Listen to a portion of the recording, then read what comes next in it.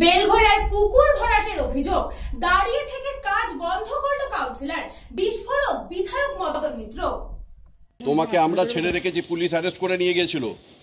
এইসব চালুগিরি করলে তো তোমাকে বিশ্বাস করে বলেছিলাম খুঁড়ে দেবে পুকুর, তুমি খুঁড়েছিলে, তুমি আমাদের লোককে ডেকে টুপি দিয়ে দিলে। এখন যা হলো, তুমি কোনো কাজ করতে পারবে না, সাইট আমরা বন্ধ করে দিয়ে যাচ্ছি। এবার বেআইনিভাবে পুকুর ভরাটের অভিযোগ কামারহাটি পুরসভার 4 নম্বর ওয়ার্ডের। অভিযোগ, আরিয়াদহ এসি পাল স্ট্রিটে দীর্ঘদিন ধরে একটি জলাশয় বোজানোর কাজ চলছিল। খবর পেয়ে ঘটনাস্থলে পৌঁছয় কামারহাটি পৌরসভার 4 নম্বর ওয়ার্ডের কাউন্সিলর দীপাংশু ঘোষাল। ঘটনাস্থলে পৌঁছে ভরাট বন্ধ করে দেন কাউন্সিলর। রীতিমতো ফোনে হুমকি সুরে জমির মালিককে কাজ বন্ধের নির্দেশ দেন।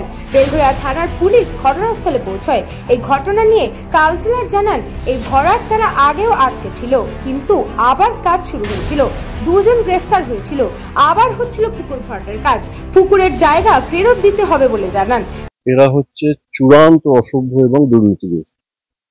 কারণ এই এপিসোডটা আমার কাছে ডকুমেন্ট আছে। আমরা বোধহয় 8 মাস হয়ে গেল, 7-8 মাস ধরে সমানে বারণ করছি, আটকাচ্ছি। শুধু আমি, আমার পৌর প্রশাসন এসডিও সাহেবকে জানিয়েছে, পুলিশ প্রশাসন বারংবার এসছে, অ্যারেস্ট করেছে।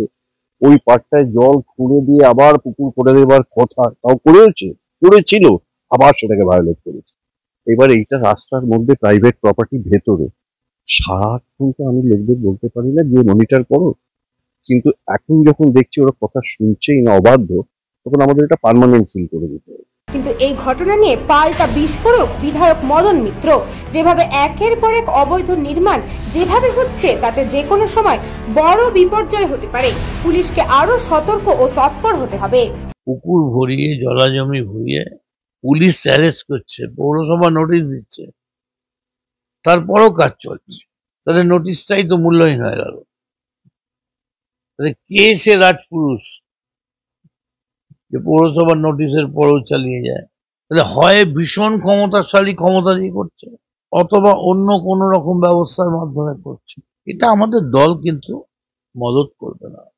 ব্যুরো রিপোর্ট, নিউজ বঙ্গ টাইম।